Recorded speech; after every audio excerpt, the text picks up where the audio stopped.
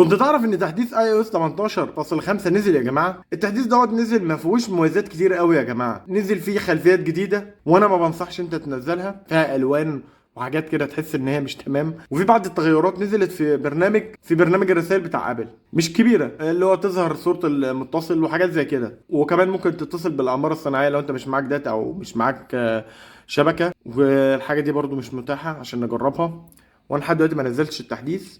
وكم تحديث كده في ناس بتقول لك ان هو تحديث حلو للبطاريه. طبعا احنا مش هنقدر نحكم نهائي الا لما التحديث نجربه فعلي ونبقى نقول لكم، او الناس تكتب لنا في الكومنتات بعد ما تجرب التحديث. وزي كل مره بنصحك ان انت وانت بتنزل التحديث تبقى شحن التليفون شحنه كويسه، ما تسيبوش ينزل وهو على الشاحن عشان ما يسخنش البطاريه ويجي يزيلك مساحه البطاريه. والنصيحه الاخيره ان انت تخلع الموبايل من الجراب، بس تسيبه كده. بسم الله.